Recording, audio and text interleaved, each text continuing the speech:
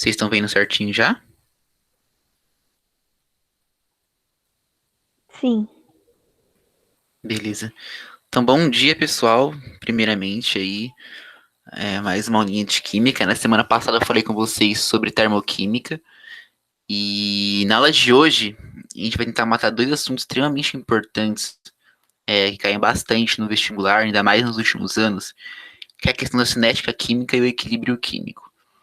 São dois assuntos extremamente complexos, tá? Extremamente complexos, não, extremamente vastos, assim, tem uma gama de conteúdo muito grande para ser trabalhado.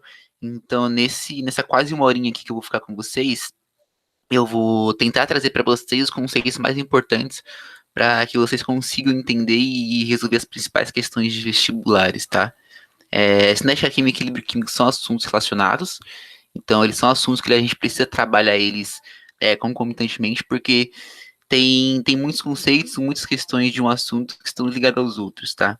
Então aqui eu vou tentar manter uma ordem que seja mais fácil para vocês entenderem o que a gente está trabalhando. Então, a gente vai começar por cinética química, né? E a primeira coisa que pergunta é o que é cinética química, né? O que estuda a cinética química? Basicamente, a cinética química é a parte da química que ela vai estudar as velocidades das reações químicas, ou de uma reação química que a gente está estudando, e os fatores, né, os efeitos que podem mudar, que podem alterar a velocidade química, a velocidade dessas reações químicas, né?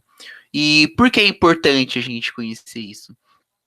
Porque quando a gente estuda a cinética química, a gente estuda esses fatores que alteram essas velocidades, a gente é capaz, pensando em determinados processos que a gente quer fazer, de ou acelerar as reações químicas ou causar o retardo dessas reações químicas, ou seja, tornar essas reações químicas um pouco mais lentas, né? Então, dependendo do processo de industrial, seja em escala de laboratorial, entender esses fatores que afetam as velocidades químicas é extremamente importante para a gente, tá? E eu coloquei aqui alguns exemplos de fatores que alteram, que a gente vai falar um pouquinho mais para frente deles e de mais alguns, como, por exemplo, pressão, concentração, temperatura e entre outros, tá? Então, basicamente é isso que a gente estuda em química na cinética química. E o primeiro conceito que a gente precisa entender quando a gente está falando de cinética química é o conceito da velocidade da reação, né? E o que significa velocidade da reação na química? Eu acho que é um conceito um pouquinho diferente do conceito de velocidade que vocês vão ver ou viram lá em física, né? Não tão, mas o objeto de estudo é um pouco diferente. Então, quando a gente fala de velocidade de reação na química, a gente está falando, a gente tem que ter em mente que a gente está trabalhando com uma variação, ou seja, uma quantidade, seja de reagente ou de produtos, que vai variar, né, ao longo do tempo, ou seja, ao longo do tempo da reação. Então a gente vai ter uma quantidade inicial, vai ter uma quantidade inicial e vai ter um tempo de reação que acontece, né? Então, a velocidade de reação é nada mais indicar essa variação da quantidade dos reagentes e dos produtos que a gente vai ter ao longo desse tempo, né? Desse caminho reacional que a gente vai estar trabalhando, né? Então, em outras palavras, é basicamente o tempo que os reagentes eles são consumidos para formar os produtos que a gente quer obter. E sabendo disso, a gente tem uma formulinha para calcular a velocidade média de uma reação, que é basicamente o módulo da variação da quantidade da substância. O que seria o módulo? Eu não sei se vocês sabem, mas a gente coloca em módulo porque os valores que a gente quer obter de velocidade média, eles têm que ser positivos, né?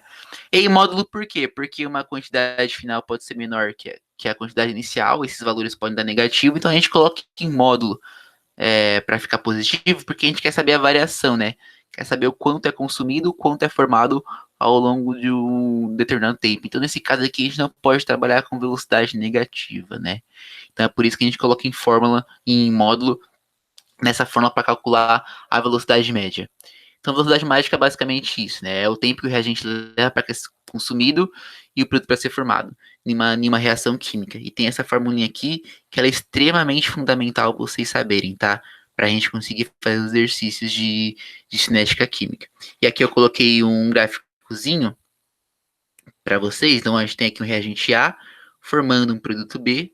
E aqui foi o que eu falei, ó. Deixa eu ver se eu consigo colocar o computador. Então aqui eu falei, então a gente tem um gráfico aqui no eixo Y, que é a concentração das substâncias, das espécies químicas envolvidas pelo tempo de reação, né?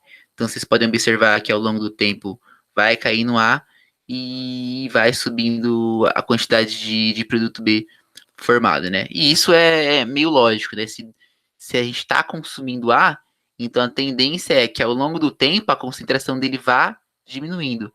Se a gente quer formar o produto B, a tendência é que ao longo do tempo a concentração dele vá subindo, tá? Então, deixa eu ver se eu clicar em sair aqui. Eu não queria ficar se aparecendo. Mas enfim. Então, basicamente é isso quando a gente está falando de velocidade da reação, tá? E aqui eu coloquei um exemplo, por exemplo, a gente tem uma reação química genérica, só para vocês entenderem um pouquinho melhor a aplicação da fórmula. Então a gente tem uma reação genérica aqui, que é representada por A, B, C e D. E aqui a gente tem os coeficientes estequiométricos de cada uma, né? Então aqui a gente tem velocidade média de consumo, ou seja, quando vocês virem velocidade média de consumo em um exercício, quer dizer que é a velocidade média do reagente, né? E quando vocês verem velocidade média de formação, é a velocidade média de formação dos produtos.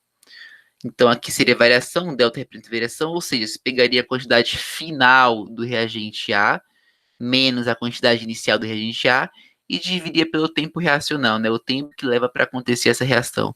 Note que o tempo ele vai ser os mesmos para todas as formas, tá? Tanto de consumo quanto de formação. O que vai variar é a quantidade de matéria, né? A concentração que vai ter de cada espécie que a gente vai estar trabalhando. Belezinha? Eu não estou vendo o chat, então fiquem à vontade para usar a voz, tá? Caso vocês tiverem alguma dúvida.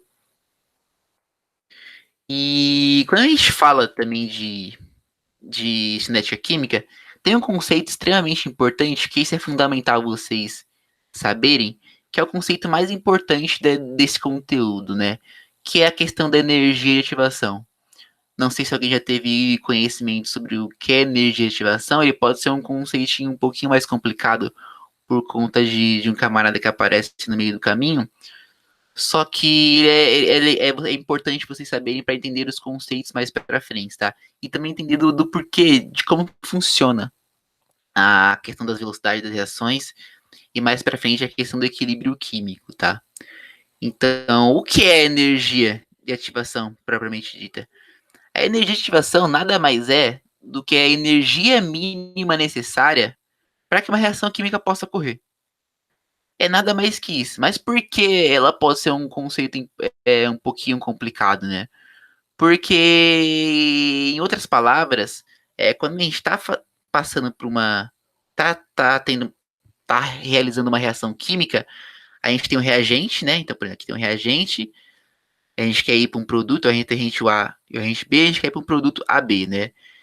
E durante essa etapa, o que acontece? Pensem que as ligações dos reagentes A e as ligações do reagente B, elas têm que ser quebradas para que lá no final a gente consiga fazer novas ligações para ter o produto de interesse obtido, certo?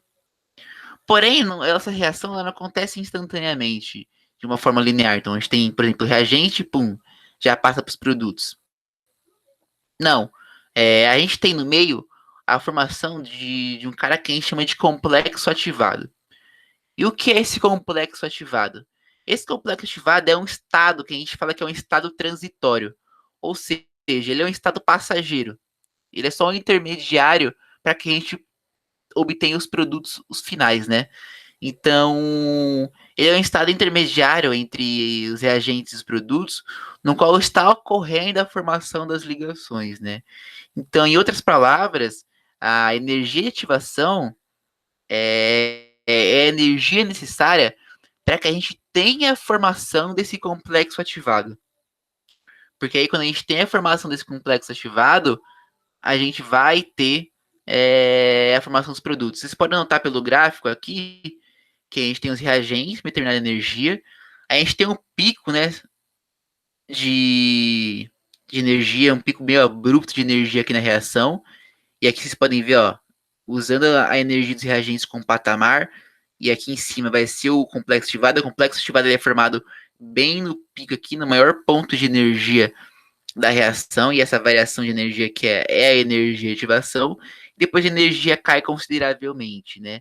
Então, é bem nesse pico de energia que a gente tem a formação do complexo ativado, né? Porque a gente precisa ter muita energia para quebrar as ligações, formar as ligações no complexo ativado para depois formar os produtos, tá? Então, basicamente, essa energia de ativação é a energia necessária para que a reação ocorra. Ou seja, a energia necessária para a gente formar o complexo ativado e depois obter os produtos. É extremamente importante que você entenda esse conceito de energia de ativação. Ficou claro para todo mundo? Alguém tem uma dúvida sobre isso? Porque se vocês entenderem isso, talvez surjam algumas dúvidas no conteúdo mais para frente. Nenhuma dúvida certinho? Posso seguir? Não tô vendo o chat. Alguém mandou alguma coisa? Eu vi apitar aqui. Se alguém quiser ler. A Ana Laura falou que entendeu. Ah, beleza, então. Vou seguir. E lembra que eu falei para vocês que tinha alguns fatores que influenciavam a velocidade da reação? Então, eu vou falar um pouquinho para vocês desses fatores, vou explicar um pouquinho também do porquê eles alteram a velocidade das reações, né? Mas basicamente a gente tem 5 fatores principais que causam esses efeitos nas reações químicas, tá? O primeiro deles é a concentração dos reagentes. E por que a concentração dos reagentes influenciam na velocidade química e como ele influencia na velocidade química? Então, basicamente, quanto mais reagentes a gente tiver, ou seja, quanto maior for a concentração desses reagentes em uma reação química, maior vai ser a velocidade da reação. Mas por quê? Pense que vocês têm um recipiente lá e vocês vão colocando mais reagentes, né? As ligações químicas, elas correm por conta de colisões efetivas, né? Então, pense tem uma substância aqui, uma aqui, elas se colidem de uma forma efetiva, com posição e energia, com a posição efetiva e energia necessária, e acontece uma ligação química, né? Então, pense que quanto mais reagente vocês colocam no recipiente, ou num sistema que vocês estão trabalhando, pensam que vai ser maior a quantidade de moléculas ali, né? Maior a quantidade de substâncias presentes naquele recipiente, certo? E concordam comigo que quanto maior a quantidade ali, por conta de estatística mesmo, vai ser mais fácil a gente ter essas colisões efetivas. Por quê? Porque a gente vai ter mais moléculas se colidindo, né? Vai ter mais substâncias se colidindo ali naquele sistema. Então, dessa maneira, fica mais fácil a gente ter essas colisões efetivas, né? Então, quanto maior a concentração dos reagentes que a gente coloca em um determinado sistema, maior vai ser a velocidade da reação que a gente vai ter, tá? E um segundo conceito é o conceito de superfície de contato. Esse aqui, ele é específico para sólidos, tá? E o que acontece? Não sei se vocês já tiveram experiência de, por exemplo, jogar uma aspirina num copo d'água, ela vai enfervecer com um determinado tempo, e se a gente fizer o mesmo experimento, quebrando essa aspirina, transformando ela em pó e jogar ela no mesmo copo d'água, em qual dos dois tipos de situações você acha que vai acontecer mais rápido a situação? Vai ser no segundo exemplo, né, quando ela está na forma de pó. Por quê? Porque vai aumentar a superfície de contato. O que é a superfície de contato? É a superfície que é a área de contato entre o sólido e o reagente, né? Onde ele vai ser colocado ou que vão colocar nesse tipo de sólido. Então, quanto maior for a superfície de contato, maior vai ser a velocidade de reação. Por quê? Porque você vai ter uma área maior e mais efetivo vai ser o contato entre o sólido e o reagente que a gente vai estar utilizando, tá? Então, quanto maior é a superfície de contato, nesse caso, é exclusivo para sólidos, tá? Maior vai ser a velocidade de reação que a gente vai estar trabalhando. E um terceiro conceito extremamente importante, esse aqui restrito a gases, tá? É o conceito pressão, de como a pressão influencia na velocidade da reação. E o conceito de pressão ele é extremamente parecido com o conceito da concentração, tá? Então pensa que vocês têm lá um sistema, um recipiente com gases, dois gases diferentes, dois ou mais gases diferentes, e você vai começar a aumentar a pressão. Quando você aumenta a pressão, digamos que você faça uma pressão que vai diminuindo ali, vai diminuir o volume desses recipientes, né? Vocês concordam comigo que como eu vou apertando, ou seja, eu vou aumentando a pressão, vai diminuindo o volume, as moléculas de gases presentes ali, elas vão ficando mais próximas umas das outras, né? Vão ficando mais juntinhas umas das outras. Ou seja, como elas vão ficando mais juntinhas das outras, concordam que a probabilidade de ter colisões mais efetivas para acontecer a reação vai ficando maior? Elas vão estar ali mais juntas, elas estão em movimento, estão se movimentando com mais juntos. Quando você vai diminuindo o espaço ali, aumentando a pressão, é mais fácil ter esse contato, é mais fácil ter essas colisões. É por isso que quando a gente aumenta a pressão, diminui o volume, maior é a velocidade de uma reação, tá? E aí vem um conceito de temperatura. O conceito de temperatura também é um conceito mais fácil de entender, assim. Você já deve saber que cada molécula, cada substância no sistema, ela está em movimento, né? Ela está em movimento, ela não está parada, assim. Ela não é estática, ela está em movimento, assim, se movimentando pelo sistema, né? E quando a gente aumenta a temperatura de um sistema e aumenta a temperatura das substâncias no sistema, a gente está aumentando a energia cinética dessa substância, né? Ou seja, quando a gente aumenta a temperatura, essa substância ela começa a se mover de uma forma muito mais rápida, muito mais agitada. E por ela estar se movendo de uma forma muito mais agitada, de uma forma muito mais rápida, a probabilidade dela ter de reagir contra a molécula é bem maior. Então é por isso que a gente aumentando a temperatura de um sistema, a gente tem uma maior velocidade da reação. E a gente tem aqui também os catalisadores. Os catalisadores são substâncias aí que aumentam, que aceleram as reações químicas. E eles aceleram as reações químicas porque eles diminuem a energia do complexo ativado, tá? Como que eles diminuem a energia lá do complexo ativado, ou seja, a energia de ativação, essa velocidade de reação aumenta, né? Ela vai acontecer mais rápido. Pensa que vocês têm lá uma... Não sei se eu consigo desenhar aqui. Acho que não, né? Mas pensam que vocês têm aqui um gráfico, né? Uma energia de ativação assim, desse jeito. E aí vocês colocam um catalisador, ele vai diminuir a energia de ativação, né? Ele vai diminuir a energia para formar o complexo ativado. Concorda comigo que como você diminui, né? Esse pico de energia é mais rápido dele acontecer, né? Porque a energia é menorzinha para acontecer a reação. Então é por isso que ele aumenta a velocidade da reação, tá? Então, esses aqui são 5 fatores principais que vocês vão encontrar aí nas provas de vestibulares, que são fatores que influenciam na velocidade de reação, tá? Alguém tem alguma dúvida? Surgiu alguma dúvida aí? No chat, ou pode usar a voz para falar também, tá?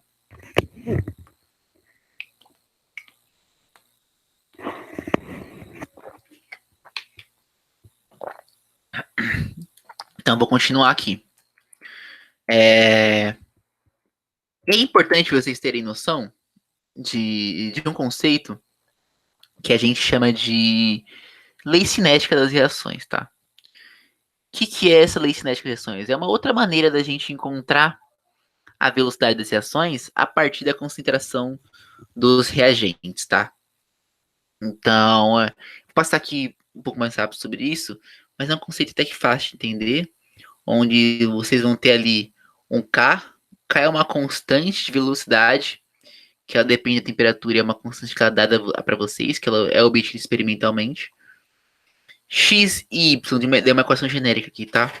Ele é a concentração dos reagentes que a gente tem, e em mols por litro, tá?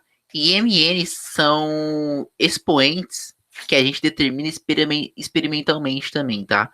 E que nesse caso aqui, quando a gente está trabalhando na lei cinética dos gases, a gente chama eles de ordem da reação. Esses são valores experimentais que nas provas que vocês vão fazer vão ser dados para vocês, tá? É o que vocês podem deixar mais difícil, dando spoiler sobre as questões, é que eles podem matematicamente tornar questões que envolvam lei cinética mais difíceis. Eles podem dar velocidade, podem dar constante, e pedem para você achar, por exemplo, a ordem da reação de X, ou a ordem da reação de Y, ou pedem para vocês acharem a constante da velocidade. Então, geralmente, isso aqui, e podem mexer com conceitos teóricos, por exemplo, com os fatores, né? Então a gente sabe que K ele varia com a temperatura, então a temperatura vai ser um fator que vai alterar diretamente a lei cinética dos gases, das reações. Então, em exercícios que envolvam lei cinética, o que pode acontecer é eles complicarem matematicamente a vida de vocês, tá? Porque o conceito é um pouco mais simples de entender. Como são valores experimentais, eles precisam dar os valores para vocês vão aplicar na reaçãozinha ali, tá? E aí vale importante ressaltar que a soma das ordens de reação dos reagentes envolvidos é o que a gente chama de ordem total da reação, né? Então, um exercício que é muito fácil deles pedir para vocês é darem ordem, é dar todos os dados, a ordem de reação de só um reagente, pedir para você encontrar o outro através de manipulação matemática mesmo e pedir no final a ordem total da reação, tá? E aí, vamos fazer uns exercícios aqui. Vou dar 2 minutinhos para vocês realizarem os exercícios aqui. Então, agora 10h26, 10h28 aí eu, eu volto. Aí vocês vão colocando no chat as respostas que vocês acham, tá?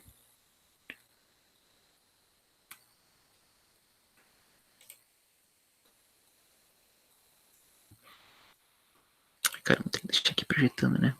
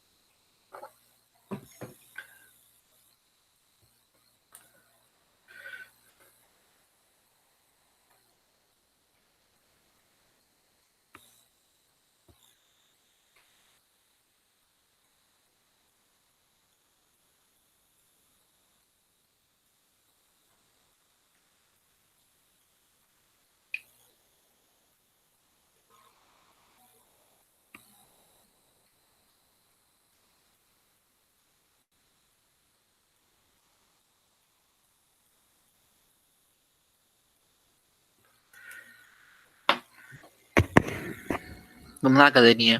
Eu dei um tempo muito curto, porque a gente tem bastante conteúdo para passar hoje, tá? Então, para quem não conseguiu, eu vou fazer aqui com vocês, tá? Então, existe a Cefet, ele fala que a velocidade de uma reação pode ser medida verificando-se experimentalmente quanto dos reagentes ou produtos são consumidos ou gerados em um determinado intervalo de tempo, dependendo das condições experimentais. A velocidade pode ser extremamente lenta ou rápida. Reações rápidas devem ser controladas para que ocorram sob condições tal que possam trazer benefício prático. Foi aquilo que eu falei, né? A gente sabendo os fatores, a gente consegue controlar a velocidade das reações. Já as reações muito lentas devem ser aceleradas para que a produção de determinada substância seja economicamente viável. Para que sejam alcançadas essas condições, é necessário compreender algumas condições que influenciam a velocidade da reação. A alternativa que não representa um fator que altera a velocidade da reação é a concentração dos reagentes. A gente viu que a concentração dos reagentes ele altera sim a velocidade da reação, né? Então, não é. Número de colisões efetivas. O número de colisões é basicamente o conceito que envolve aí a questão da velocidade de reações, né? Que quanto maior as colisões efetivas que a gente tem, maior vai ser a velocidade da reação que a gente está trabalhando. Superfície contada a gente viu que é um conceito que a gente trabalha nos sólidos. Quanto maior a área, maior a velocidade da reação. Temperatura tem que envolver, lembra, com a energia cinética do material envolvido, o que facilita as colisões efetivas, então aumenta a velocidade da reação. Então, aqui sobra a variação de entalpia da reação, né? Então, é a alternativa E.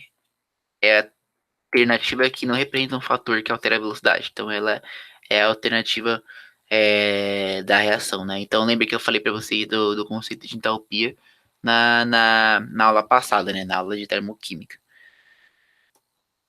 E aí, um outro exercício aqui, que é um exercício mais de cálculo para vocês trabalharem com a velocidade das reações. E isso aqui eu vou fazer com vocês juntos, tá? Para a gente não perder muito tempo. Então, o que o exercício fala? Observe a seguir uma reação hipotética de decomposição. Ou seja, um produto que a gente tem, reação de decomposição, uma reação bem famosa, um produto que a gente tem, que ele vai se decompor em dois ou mais um reagente, perdão, que a gente tem, que ele vai se decompor em 2 ou mais produtos, tá? E aqui ele dá pra gente uma tabelinha com a concentração do reagente A e em função do tempo, né? Então vai acontecendo aquilo que a gente sabe, ou seja, a concentração do reagente vai caindo para a formação dos produtos, e aqui ele coloca o tempo que essa reação acontece, tá? Ele fala, com base nos dados, qual a velocidade média de decomposição entre 3 e 5 minutos. Quando ele fala velocidade média, ele está falando da velocidade média de B e C já, tá? Vocês podem perceber aqui que eles possuem o mesmo coeficiente de estancamento e tudo mais, então a velocidade de decomposição vai ser a mesma velocidade de formação. E aqui ele fala entre 3 e 5 minutos, ou seja, entre o período de 3 minutos e 5 minutos, onde tem essa variação de concentração, ele quer saber qual é a velocidade que a gente tem de decomposição do reagente A, tá? E como é que a gente faz isso? Lembra, a velocidade média, a resposta alternativa é a resposta A, tá, mas a velocidade média é a variação da concentração dividida pela variação do tempo.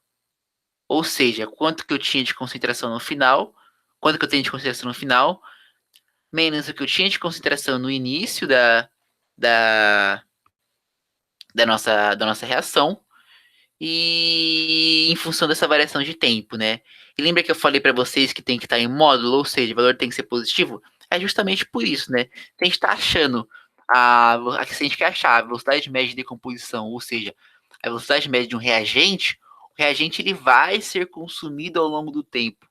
Ou seja, quando a gente pega diferentes tempos distintos, o tempo que a gente, conforme a reação vai passando, a concentração do reagente conforme a reação vai passando, vai ficando menor, né? Então a tendência é, quando a gente vai fazer essa variação, dê um valor negativo, logicamente. Então, é por isso que a gente tem que colocar em módulo, tá? Para a gente obter um valor de velocidade positivo no final. Então a gente tem que aqui em 5 minutos, a gente tem 0,180 mol por litro do reagente A. E a gente tem que aos 3 minutos, a gente tinha 0,2 mol por litro do reagente A. A gente faz a diferença entre os dois, ou seja, 0,18 menos 0,2 e embaixo a variação do tempo, né? 5 minutos, 3 minutos. Aqui dá menos 0,2 dividido por 2 dá 0,01, porque a gente coloca em módulo. Tá? Nunca se esqueçam, quando vocês vão trabalhar com velocidade de reação, de colocar esses valores em módulos, tá? Senão a resposta de vocês vai dar errada. E os exercícios vestibulares, eles são sacanas. Eles vão colocar, por exemplo, menos 0,1 e o 0,1, 0,01, né? Que é a resposta certa. Só para vocês se confundirem. Então lembrem que velocidade média de reação, quando vocês forem calcular, vocês sempre vão trabalhar em módulo, tá? Sempre. E agora que a gente passou aí pelo todo o conceito, os principais conceitos aí de cinética química, a gente entra agora para trabalhar o conceito de um tópico da química que é extremamente importante, que é o equilíbrio químico, né? Esse gifzinho que eu coloquei aqui embaixo representa mesmo aqui a questão do equilíbrio químico, ou seja, todo o sistema ele tende a entrar num equilíbrio, tá? E ele tem os mecanismos para que isso aconteça. Então, da mesma maneira, o que é um equilíbrio químico?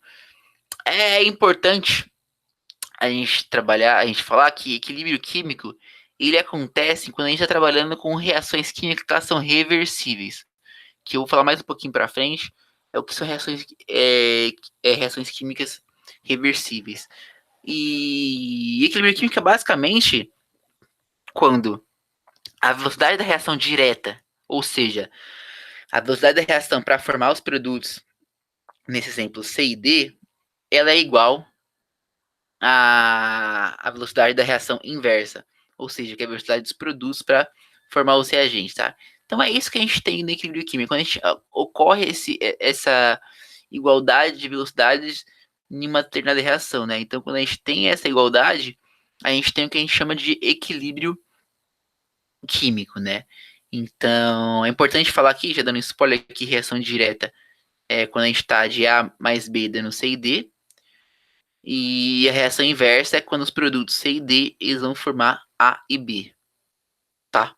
Então, isso é uma reação química reversível, né? E é importante a gente falar que para ocorrer um equilíbrio químico, a gente listar alguns fatores e dois fatores termodinâmicos aqui são super importantes, tá? O primeiro deles é que a reação ela tem que ocorrer a uma temperatura constante. E o segundo conceito, que com a temperatura constante, não pode ter troca de calor ou de matéria entre o sistema que a gente está trabalhando e o ambiente externo, tá? Então são dois conceitinhos importantes que podem cair para vocês.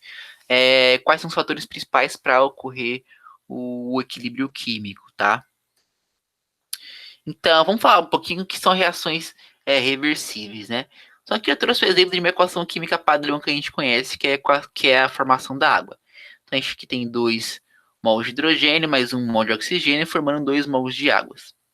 Então aqui a gente tem aqui os reagentes, são aquelas substâncias que a gente coloca, e depois tem a formação de produto, né? E é isso que acontece na reação. Os reagentes são consumidos e formam produto. E podem perceber que ela é representada por essa setinha única aqui. Já uma reação reversível, ela é um pouquinho diferente, porque ela é uma reação dinâmica. Ou seja, a reação ela acontece nos dois sentidos. Vocês podem observar aqui embaixo, tá? Ela acontece nos dois sentidos.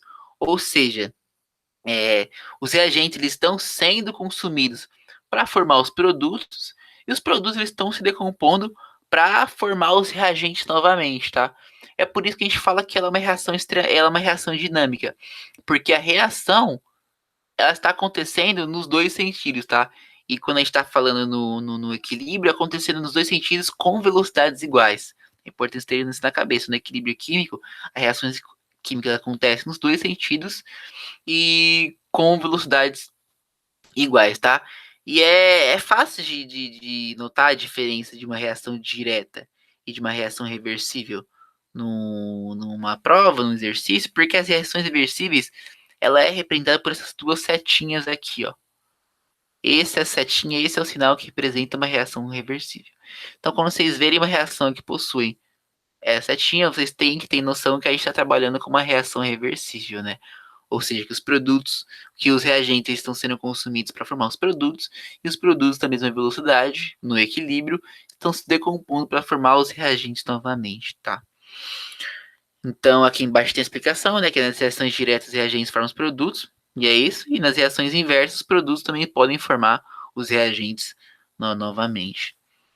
Tá certo? Então, esse aqui é o conceito de reações reversíveis e não tem como a gente seguir falando de equilíbrio químico sem falar desse conceito das reações reversíveis, tá?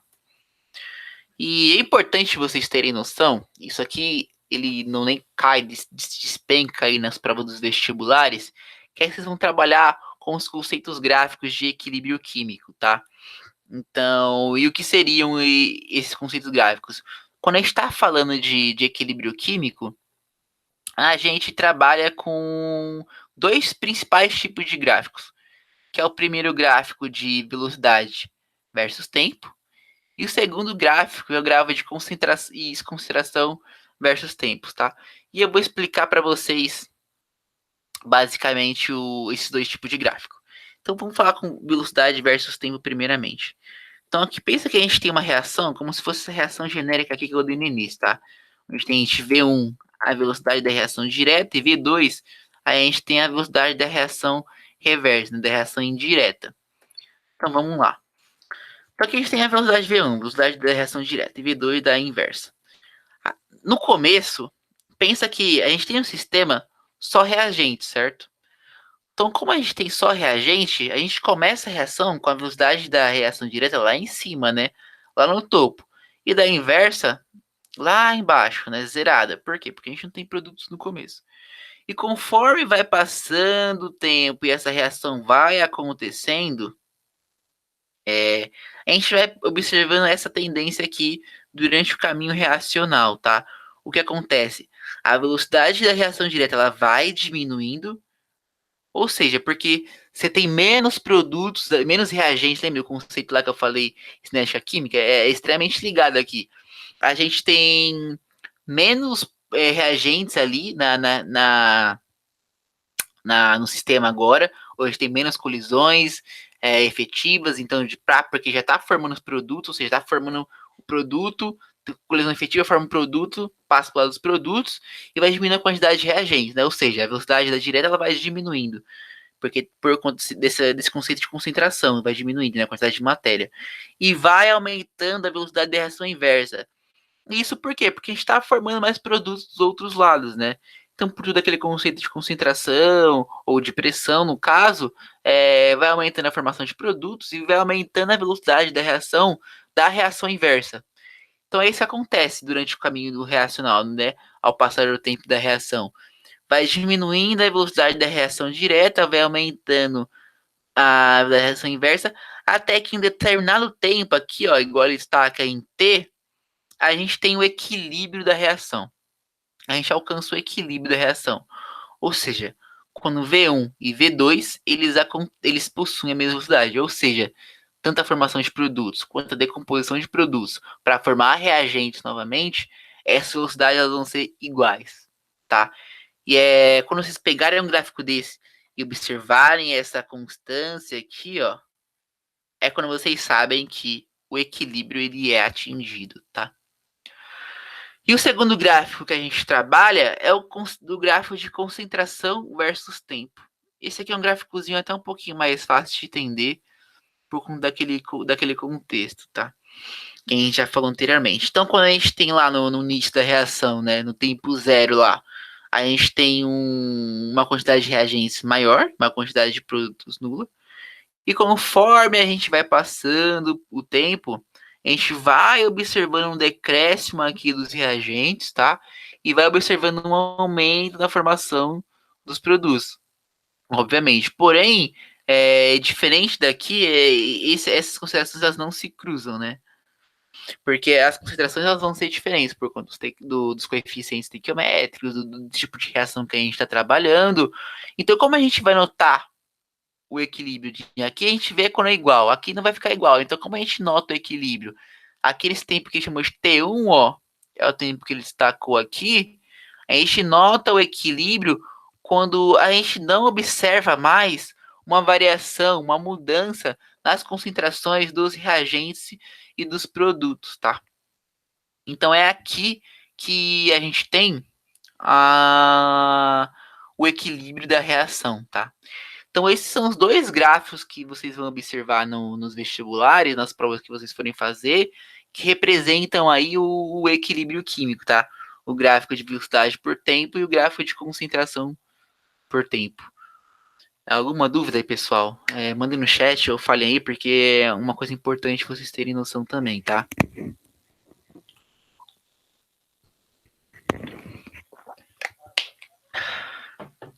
Então, vamos continuar aqui. E a gente tem quatro principais tipos de equilíbrio químico, tá? Primeiro, sistemas que são o que a gente chama de sistemas homogêneos. Sistemas homogêneos são quando são quando os componentes que estão ali no sistema reacional, no nosso sistema reacional, tanto nos reagentes quanto nos produtos, é bom vocês terem claro na cabeça de vocês, eles estão na mesma fase, ou seja, são todos aquosos ou são todos gases. Então a gente tem aqui os sistemas gasosos. Sistemas gasosos são quando as espécies que a gente está trabalhando estão no estado gasoso. Soluções são quando todas as espécies estão no meio aquoso. E sistema heterogêneos é quando a gente possui os componentes das reações, os reagentes, os produtos, em mais de uma fase. Então aqui a gente tem sólido e aquoso. Aqui a gente tem aquoso e líquido. Aqui a gente tem só gasoso. Então aqui são sistemas heterogêneos, tá? Então, diferente dos homogêneos, é bem aquele conceitinho que a gente tem, por exemplo, de solução, tá? Quase a mesma coisa. É quando a gente tem reagentes ou produtos em fases diferentes, tá? Então, isso aqui é um conceito que eu vou passar um pouquinho mais rápido, mas é importante vocês saberem, mas ele é até simples de entender, né? E agora a gente entra no conceito mais importante aqui quando a gente está falando de equilíbrio químico, que é a constante de equilíbrio, né? E o que é a constante de equilíbrio? A constante de equilíbrio ela pode ser uma constante trabalhando com concentração ou com pressão, como eu vou falar mais para frente. E ela é uma grandeza química que a gente usa para caracterizar, né? Ou seja, para entender um certo equilíbrio químico que a gente está trabalhando. E é importante a gente entender aqui, porque a gente vai considerar, na hora de entender o conceito da constante de equilíbrio, aqueles conceitos cinéticos, aqueles aspectos cinéticos das reações químicas que a gente estudou lá no comecinho da aula, tá? E o conceito de equilíbrio químico, da constante de equilíbrio aqui, ela é expressa por K. K é a letra que a gente usa para expressar a constante de equilíbrio. A gente vou mostrar mais para frente que tem dois tipos. Tem o Kc, que é para concentração, e o Kp, que é para pressão. Mas a lógica é a mesma, que é dividir a quantidade de produtos pela quantidade de reagente, tá? E é importante ressaltar aqui que a constante de equilíbrio é uma grandeza que ela vai variar com a temperatura, tá? Então, basicamente, isso é a constante de equilíbrio. É uma grandeza aqui que a gente usa, um termo que a gente usa para entender, para caracterizar um pouquinho melhor o equilíbrio químico da reação que a gente está trabalhando, tá bom? Então, falar um pouquinho da constante de equilíbrio em função da concentração, o que a gente chama de Kc. E aqui a gente vai ver um pouquinho melhor a aplicabilidade daquela fórmula, tá? Então, pensa que a gente tem uma equação genérica aqui. A mais B formando C mais D, como da todas as formas. E aí que a gente quer expressar a constante de equilíbrio da seguinte forma. Que lembra que a constante de equilíbrio é produto dividido por reagente? Então você vai fazer o quê? Vai multiplicar a concentração. Lembra que Kc, perdão, a gente está trabalhando com a constante em função da concentração, tá? Em mols por litro. Então a gente tem aqui, ó, que Kc vai ser a multiplicação da concentração do produto C vezes o produto D, dividida pela concentração do reagente A vezes o reagente B. E é importante aqui, vocês nunca podem esquecer, tem essas letrinhas, tá vendo? Czinho, Dzinho, Azinho, Bzinho, que são os coeficientes estequiométricos. Então você vai pegar a concentração dos reagentes e produtos, jogar na fórmula e elevar o seu coeficiente estequiométrico na reação que você está trabalhando. Então é extremamente importante quando vocês forem fazer um exercício de constante de equilíbrio, que vocês vejam se a equação está balanceada, e se não está balanceada, balanceie a equação. Porque vocês vão ter que elevar as concentrações que vocês estão trabalhando, ou as pressões, como está mais para frente, em relação aos coeficientes estequiométricos, senão vocês vão obter um valor errado de uma constante de equilíbrio. Tá bom? Então, aqui é importante falar também, eu não coloquei no slide, mas anotem aí, quando a gente está trabalhando com uma constante de equilíbrio em função da concentração, na constante de equilíbrio, isso é uma pegadinha que cai muito, na constante de equilíbrio, a gente não coloca sólidos, os sólidos eles não entram na constante de equilíbrio, e líquidos puros, né? Ou seja, líquidos que não sejam solução, não sejam solução aquosa, como água, por exemplo.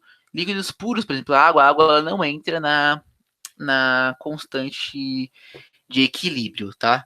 Então é importante vocês terem noção disso também, porque vocês podem cair numa pegadinha dele dar uma fórmula de uma equação química para vocês e pedirem para vocês calcularem a concentração. Tem lá sólido, tem uma água, um líquido puro, e vocês acabarem colocando aí na forma da constante, tá? E vai estar errado. Então, lembre-se disso. Então, dois conceitos importantes que a gente tira aqui. Você tem que levar as concentrações em mol por litro. Outro conceito extremamente importante. Constante de equilíbrio não tem unidade. Constante de equilíbrio não tem unidade. Então, coloquem isso na cabeça de vocês também.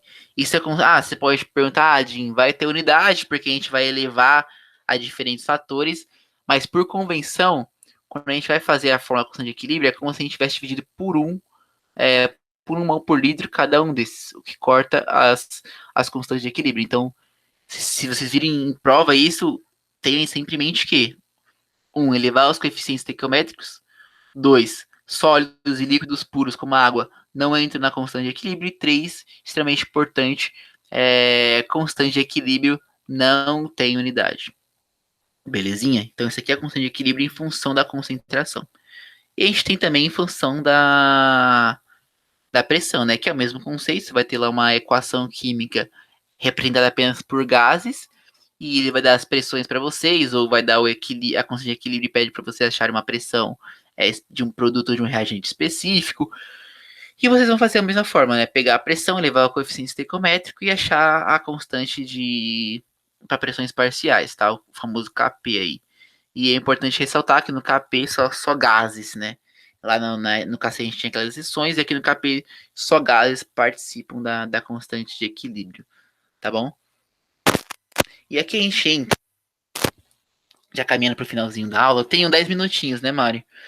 E aqui caminhando pro finalzinho da aula, falar de uma coisa extremamente importante, que é sobre o princípio de Le Chatelier. Então aqui embaixo a gente tem aqui o rostinho de Le Chatelier. E o que Le Chatelier falava? E Le Chatelier fala que quando a gente tem um fator externo, ou seja, algo que não faz parte do sistema ali, que vai começar a agir, passa a agir em um sistema que está em equilíbrio dinâmico, o sistema ele vai começar a se deslocar e no sentido de sempre minimizar esse fator que foi aplicado no sistema, tá? Ou seja, você tem um sistema lá em equilíbrio. Aí eu vou lá e aumento a pressão, aumento a temperatura, tá com mais reagente, tiro o reagente. A equação química ela vai começar a se deslocar no sentido de minimizar esses efeitos que foram feitos no sistema, tá? Então é isso o princípio de Le Chatelier. E aqui, e aqui a gente tem os principais fatores que alteram o equilíbrio químico. Então, o primeiro desses fatores é a concentração. Então, por exemplo, quando a gente aumenta ou tira uma substância, seja o reagente ou o produto, o equilíbrio vai se deslocar para que transformando uma determinada substância para a gente ter o equilíbrio novamente, né? Então, por exemplo, a gente tem lá uma reação A mais B formando C mais D. Então a gente tira A. Então, ou seja, a gente tira um reagente, ou seja, a gente mexeu no equilíbrio tirando um reagente. O que vai acontecer? Os produtos eles vão começar a se decompor para formar mais dos reagentes para a reação voltar em equilíbrio, certo? Aí você vai lá e tira um produto. A gente tira o produto B, por exemplo. O que vai acontecer? Os reagentes eles vão ser consumidos para a gente formar mais de B e a reação entrar no equilíbrio novamente, tá? Então, dessa maneira aqui que a concentração ela influencia no equilíbrio químico. Temperatura tá um pouquinho do que a gente trabalhou em termoquímica na aula passada, que é, por exemplo, quando a gente diminui a temperatura de um sistema, a gente vai deslocar o equilíbrio para ele liberar mais energia. Ou seja, tem a temperatura, a gente tem um sistema ali em equilíbrio, né? Aí a gente vai diminuir a temperatura. Ou seja, vai mexer na energia dele. O que acontece? A gente tem que aumentar essa temperatura novamente, né?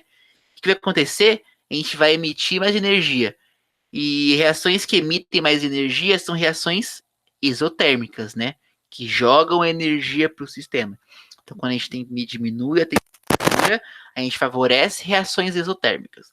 Da mesma forma que a gente aumenta a temperatura de um sistema, a gente tem que diminuir esse efeito. Então, o que acontece? A gente vai favorecer reações endotérmicas, ou seja, reações que absorvem a energia do sistema. Então, vamos pensar lá. A gente tem uma reação A mais B formando C mais D, que no caminho direto dela, para formar os produtos, ela é uma reação exotérmica, certo? Então, ela é uma reação exotérmica. Se a gente diminui a temperatura, o que vai acontecer? A gente vai favorecer o caminho direto, né? Porque está diminuindo a temperatura, a gente favorece a reação exotérmica, ou seja, o caminho direto.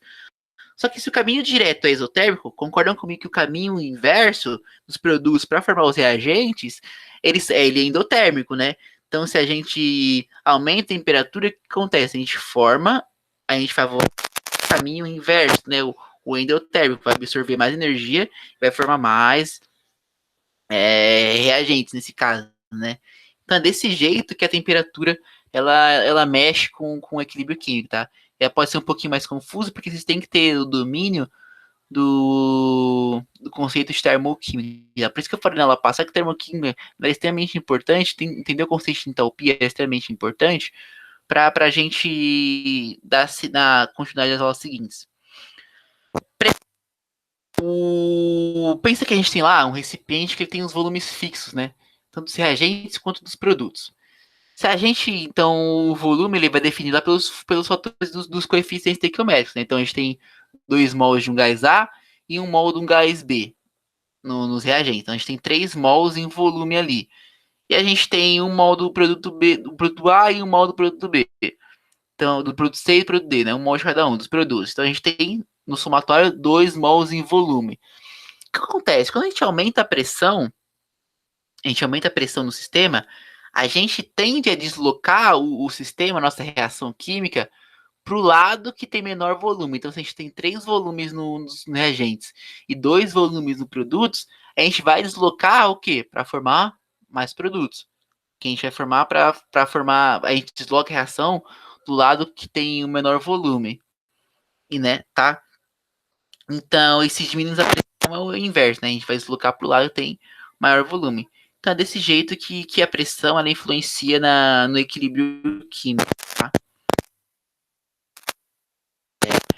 Então, e o catalisador, o conceito da mesma maneira que a gente falou, que só que ele aqui é importante aqui, porque o catalisador, eu coloquei ele aqui, porque ele vai só aumentar a velocidade das reações direta ou inversa, tá?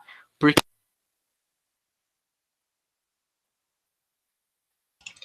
Gente, seu microfone não, não dá para te ouvir. Não.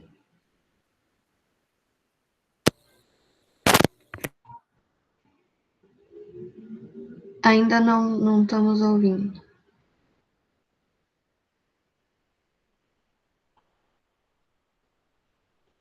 É que agora ficou mudo, eu não sei se. Ah, vocês estão me ouvindo agora? Agora sim. Ah, é que o microfone às vezes ele dá uns ruins, então vou continuar sem microfone, tá? Então, o que acontece com o catalisador?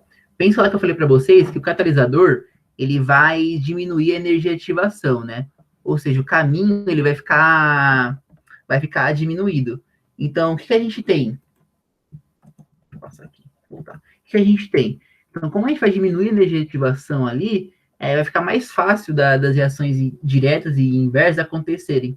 Então, porque aquele gap de energia, né, aquela diferença de energia que a gente tinha antes, como vai diminuir, ela vai ficar mais fácil, né, para as reações inversas e diretas acontecerem.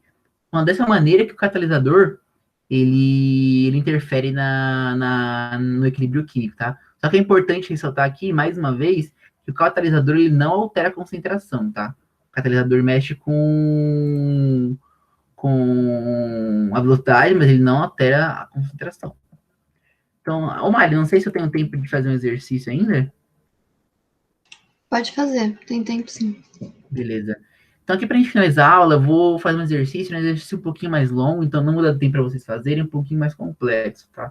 Porque aqui a gente vai trabalhar com todos os conceitos de equilíbrio químico, então vai ser legal para a gente trabalhar junto. Então, o exercício da PUC, ele fala o seguinte, né? Um equilíbrio químico envolvido na reação da chuva ácida está representado pela equação. E a gente tem aqui a equação. E ele fala, em um recipiente, está vendo aqui que são só substâncias gasosas, né? Em um recipiente de 1 litro, foram misturados 6 mols de dióxido de enxofre e 5 mols de oxigênio. Ou seja, 6 desse e 5 desse. Depois de algum tempo, o sistema atingiu o equilíbrio, o número de mols de trióxido de enxofre, essa substância aqui, o produto, medido foi 4. Então, teve 4 mols no final. Ele fala, o valor aproximado da constante de equilíbrio é. Então, ele quer que a gente ache o valor da nossa constante de equilíbrio aqui, tá?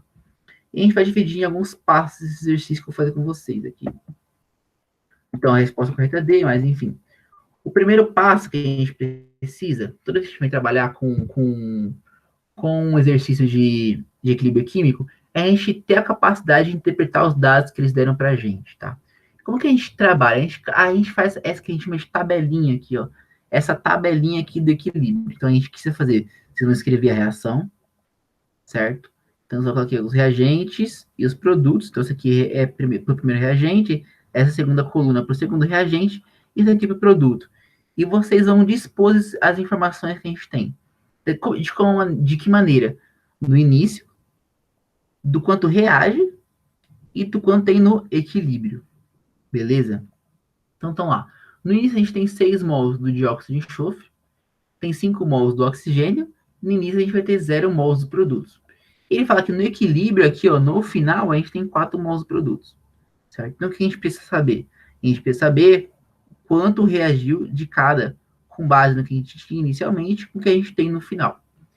Então, aqui ele fala que a proporção que a gente tem na reação é 2 para 1 para 1, ou seja, tem 2 mols de oxigênio enxofre, 1 mol de oxigênio e 2 mols de trióxido de enxofre. E que fala aqui, então, se reagiram 4 mols de SO2 e 2 mols de A2 para produzir SO3. Como que a gente vai achar isso? Ó? Se foi produzido 4 mols, a gente vai trabalhar com os coeficientes estequiométricos. Então, a gente sabe que foi produzido 4 mols aqui, não sabe? No final. Então, ou seja, se produziram 4 mols, durante a reação, foi produzido 4 mols também. Você concorda comigo? Porque se formou no final 4 do produto aqui, durante a reação, teve a formação de 4. E como o dióxido de enxofre tem o mesmo coeficiente estequiométrico do trióxido de enxofre, então se formou 4 aqui, foi consumido 4 aqui. Concordam comigo? Ó? Eles possuem coeficientes estequiométricos iguais. Então, se eu formei 4 desse produto, a gente vai consumir 4 desse, porque tem coeficientes estequiométricos iguais. O oxigênio, ele tem metade do coeficiente estequiométrico, né? 1 aqui do trióxido de enxofre. Então, se eu produzir 4, quanto que eu precisei consumir de oxigênio? 2, né? Que é a metade aí, já que tem metade do coeficiente estequiométrico. Então, o que acontece? Para a gente achar o quanto tinha no equilíbrio, é que a gente não sabia quanto tinha no equilíbrio dos reagentes. Então, para achar quanto a gente tem no equilíbrio, a gente vai realizar a subtração do que tinha do início e do que reagiu durante a reação, tá? Então, a gente tinha no início 6 mols de SO2, a gente viu aqui que foram consumidos 4, então no equilíbrio a gente tem 2 mols. A gente viu que no início tinha 5 mols de A2, pelas relações estequiométricas a gente percebeu que foram consumidos 4, então no final a gente tem 3 mols. E dos produtos a gente tem 4 mols, né? Aquilo que a gente obtém. Então, o que acontece? Ele quer a constante Kc, né? E ele fala que o volume dado final é de 1 litro. Ou seja, a gente já tem as concentrações, né, a quantidade de matéria das 3 espécies no equilíbrio, né? Então, o que a gente vai fazer? A gente vai achar a concentração molar, né? A concentração comum. Não sei se vocês já viram o conceito de concentração comum ou de concentração molar, mas é basicamente a quantidade de matéria dividido pelo volume, ou seja, o número de mols dividido pelo volume no equilíbrio, tá? Então, vamos lá. De SO2 a gente tem 2 mols, certo? No equilíbrio. Divide por 1 litro, né? Que é o volume final, a gente tem 2 mols por litro. De O2 no equilíbrio a gente tem 3 mols, divide por 1 litro, 3 mols por litro. E de SO3 a gente tem 4 mols, divide por litro, 4 mols por litro. Certo? Então, a gente achou aqui a concentração de cada uma das espécies e agora a gente consegue achar a constante de equilíbrio. Só que o mais importante aqui é vocês saberem trabalhar com os dados, tá? É o que eu quero que vocês entendam aqui e de como que eu cheguei nesses valores aqui do caminho reacional, né? Do quanto reage, quanto é produzido. E depois achar o quanto a gente tinha no equilíbrio. Vocês entenderam isso? É extremamente importante, porque os exercícios de equilíbrio, eles são quase idênticos, tá? Quase idênticos mesmo. E eles sempre vão seguir esse passo a passo que eu estou mostrando para vocês. Então é importante que vocês tenham entendido, principalmente essa tabela que eu fiz, né? Então, se tiverem alguma dúvida, vocês entenderam o que eu fiz aqui? Eu acho que eu consegui entender, mas como é que a gente sabe quantos mols tem na equação? Legal. A gente sabe quantos de mols, né? Quantos de mols. Acho que quantos de mols está falando do coeficiente estequiométrico, né? Que é esse númerozinho aqui que a gente tem do lado de cada espécie. Quando a gente não tem nada, é 1. E eu sei disso através do balanceamento da equação química, né? Ou seja, lembra que no comecinho do curso de química, lá quando a gente foi começar as aulas, a gente falou que a quantidade de átomos que tem nos reagentes deve ser igual ao que tem nos produtos, né? Então, toda vez que vocês forem fazer um exercício, vocês têm que balancear as equações. Ou seja, tem que garantir que a quantidade de átomos que tem nos reagentes é igual ao que tem nos produtos, certo? Depois que a gente balanceou, o que a gente viu? A gente percebeu que a proporção é 2 para 1 para 2, igual ele falou aqui, ó, 2 para 1 para 2. E por que disso? Tá vendo aqui, ó, que a gente tem 2 de SO2, tem 1 de O2 e tem 2 de SO3. Por isso que a proporção é 2 para 1 para 2, certo? E o que acontece? Como que eu achei esses valores aqui na reação e os valores no equilíbrio? Eu achei através dos dados que ele me deu. Aqui que é importante vocês saberem manipular os dados. Ele fala que eu tenho 6 mols de SO2 no início e 5 mols de O2 no início. Ele fala que lá no equilíbrio eu consigo 4 mols do trióxido de enxofre. Então, o que eu tenho aqui? O que ele me dá? Ele dá os mols, a quantidade de matéria dos reagentes no início e me dá a quantidade de matéria dos produtos no final. Só que ele não me dá no quanto que eu tenho de reagente no equilíbrio. E eu preciso saber disso para calcular, certo? A constante, o Kc. Então, o que eu vou fazer? Eu vou trabalhar justamente com essa proporção estequiométrica que eu tenho na minha reação química, né? Dessa maneira que eu vou achar quanto que reage e subtraindo o inicial menos o que reage, eu vou ter a quantidade de matéria no final, né? No equilíbrio. Então, por exemplo, digamos que aqui a gente tem a tabela vazia. Certo? Eu sei que eu tenho 4 mols de produto no equilíbrio. Tenho 4 mols de produto no equilíbrio, certo? Eu sei que meu coeficiente estequiométrico do SO3, ele é 2. Ou seja, eu formo 2 moléculas de SO3.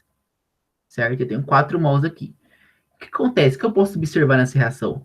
Que se o meu coeficiente estequiométrico do SO3 do SO2 ele é igual, né? Não é 2 e 2? Então, olha, eu tenho o mesmo coeficiente estequiométrico para os dois. Então, se eu estou formando 4 mols do produto, quanto que eu tenho que estar consumindo reagente? 4 também, né? Porque meu coeficiente estequiométrico é igual. Eu vou formar e vou consumir na mesma proporção.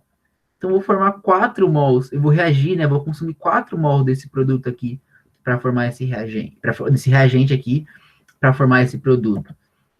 E aqui, no caso do O2, é diferente, né? Porque é 1 para 2, ou seja, eu tenho 1 de O2 que gera 2 de SO3, certo? Então, o que acontece? Como eu tenho 1 para 2, se eu gero 4 mols do produto, quanto reagente eu preciso consumir? Só 2, né? A metade. Por quê? Porque uma molécula só gera 2 de SO3. Então, se eu gero 4, eu preciso de metade dessas moléculas para girar o produto. Então, aqui, por isso que eu tenho 2 mols, tá? É tudo baseado em vocês saberem fazer as relações com os coeficientes estequiométricos. Por isso que eu falei que o mais importante aqui é vocês saberem interpretar, tá? E aí eu achei o que ele tem aqui durante a reação, né? O que reage, o que é produzido. Então, o que eu vou fazer? Eu vou fazer a subtração, né? Do que eu tinha no inicial e do que reagiu. Então, eu tinha 6 no início. Reagiu 4 de SO2, que eu encontrei aqui porque a proporção aqui é igual. Subtraindo dos dois, eu tenho 2 mols no equilíbrio. O2, 5 mols no equilíbrio. Eu sei que a proporção é 1 para 2, ou seja, o que foi formado vai ser metade do que eu vou precisar para reagir. Então, se formou 4, eu vou precisar de metade, né? 2 mols. Então, faço 5 menos 2, 3 mols no equilíbrio. E aqui eu tinha 0 no início, formei 4, vou ter 4 no final. Certo? Então, é dessa maneira que a gente encontra. Não ficou claro para você agora de como que a gente trabalha em relação a isso? Ficou. Perfeito. Qualquer dúvida, vocês podem ir falando aí, tá? Então, depois disso, que eu achei quanto mols eu tinha, sei que o volume é 1 litro, achei a concentração para cada uma das espécies. E agora que eu tenho a concentração, só jogo naquela formulinha do Kc, né? Que é produtos dividido por reagentes. Então, lembra aqui, ó, sempre de levar o coeficiente estequiométrico. Então, ó, coeficiente estequiométrico do SO3, 2. Quanto que eu tenho no equilíbrio de SO3? 4. Então, 4 ao quadrado. SO2, coeficiente estequiométrico, 2. Quanto que eu tenho no equilíbrio? 2. Então, 2 ao quadrado. Vezes, né, multiplicar aqui o outro produto, que é o O2. Quanto que eu tenho de O2? 3. Qual é o coeficiente do O2? 1. Então, coloco nada, né? Levar 1 é a mesma coisa que nada. Então, fica 4 ao quadrado dividido por 2 ao quadrado vezes 3. Que fazendo as continhas, a gente encontra aí aproximadamente 1,33. Beleza? Uma coisa importante que vocês precisam entender é que quanto maior a constante de equilíbrio, mais favorável vai estar para a formação dos produtos, né? Então, a gente tem aqui 1,33, ou seja, não é uma constante alta, mas ainda assim a formação dos produtos está sendo favorecida, tá? Tudo certo, galera? Era basicamente isso aqui. Eu acho que a aula ficou um pouquinho mais comprida, né? Ela ficou bem extensa aqui. São dois conceitos bem difíceis de serem entendidos aqui, que eu tentei passar para vocês. Eu vou fazer uma listinha e mandar para vocês também. Eu não mandei de termoquímica semana passada, então vou mandar para vocês treinarem também. Acabei esquecendo. E principalmente essa de equilíbrio. Equilíbrio que ele cai muito, principalmente para quem quer fazer FUVEST, Unicamp, esses vestibulares mais específicos. Cai muito o conceito de equilíbrio e cinética química, tá? Então vocês precisam estar dominando. Então é isso, fica à disposição aí, tá? Para quem tiver alguma dúvida, só mandar no grupo do cursinho no WhatsApp ou pode me chamar no privado. Belezinha? Alguma dúvida adicional ou tá tudo certo aí?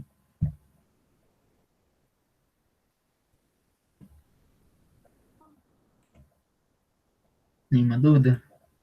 Várias dúvidas? Putz, chegou atrasada, né? A aluna Karine vai ficar sem entender. Belezinha, galera? Então é isso.